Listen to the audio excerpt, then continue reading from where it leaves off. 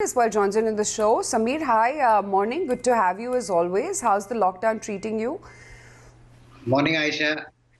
I think the way we are doing it is that, stay home, stay safe, catch up on all that what we wanted to do, but did not have the time to spend a lot of time with family and, basically hope that this thing gets behind us quick and we are back to action as usual. Meditation as well, I'm guessing.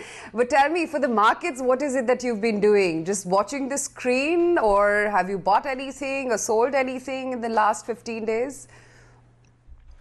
Well, Aisha, I think the prices were, absolutely unimaginable a month or two back. So therefore, these prices have actually numbed quite a lot of investors because, honestly, one did not expect such a severe correction in such a short time. So when those prices are available, it looks like a big buffet ahead of you. But unfortunately, not enough ammunition. So hence, what you need to do is pick up your bets and go with it gradually, as in go one third, one third, one third, because I think we still have to see the entire capitulation phase in terms of either the sentiment or the flows. So I think it's better to keep some powder dry.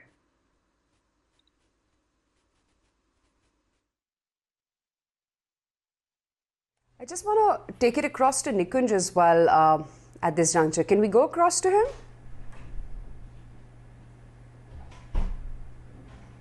Okay. Oh, Nikunj, there seems to be a fly on your face.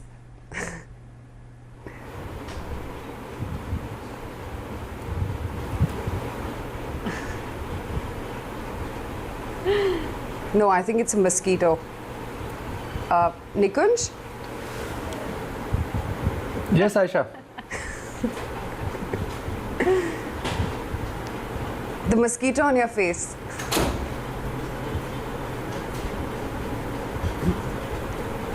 Somehow, even though markets may do whatever I do, Aisha, on 1st of April, I never forget that my co-anchor will never change.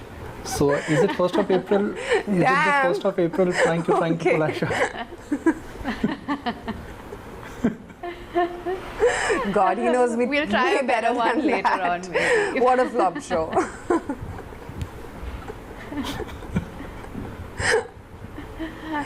Yeah, but go ahead. Maybe you could pull out a trick on Sameer. Okay, Sameer.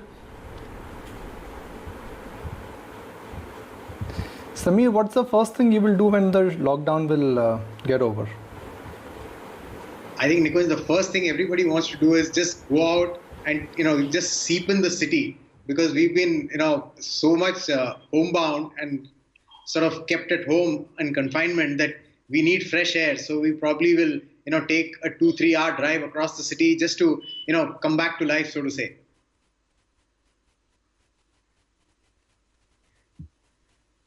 I was telling one of my office colleagues that I'm really missing for the first time going to office, maybe having that pantry wala chai. These are some basic things which we always avoided. We wanted to do more family time, more home time. But for the first time, I don't know about you, Aisha or Avan, but yeah, I mean, missing going to office and having that pantry wala chini wala chai. Yeah, just getting back to normal life and cherishing doing regular things, like stepping out of your house, I guess. Yeah.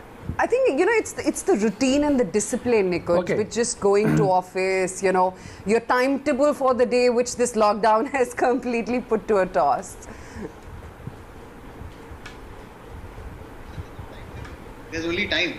Working at home, my experience has been it's complicated, it's great, it's nice, but trust me, the hours have got extended and the communication is something which becomes endless. So at least in this new work for home, for all of us, there is no Saturday, Sunday. It's work round the clock, 24/7 without shifts. That is the spirit with which we are working at ET now. I can certainly share, given that how we are looking at covering news and what's happening in the world. So it's 24/7, work at home, yes, but always on the ball.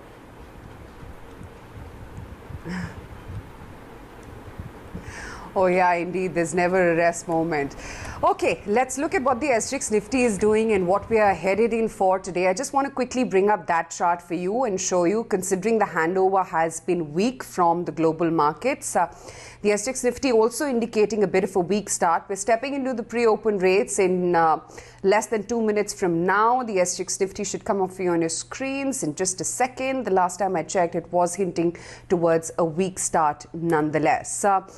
But Sameer, to you, I mean, how is it that you explain this kind of weakness that one is seeing in the private banking names? And, you know, now the blue chips as well, the last men standing are also beginning to fall off. I mean, is that an indication that maybe a bottom may be somewhere near? Are you yet to now buy these names, start nibbling in at least? How is it that you're going to treat the weakness that you're seeing in the likes of a Kotak, an IndusInd Bank, an HDFC Bank, etc.?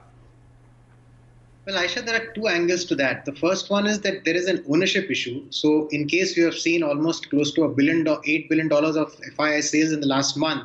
So pretty much private banking was a crowded trade for almost the last 5 years. So, and that's visible across most of the FII holdings as well. So therefore, whatever they own, only that they will sell. So I think that is one element of selling. And secondly, the fact is that now, even after this entire moratorium, and the fact that liquidity measures have been taken and provided, the problem is that you will see asset quality worsening at the margin.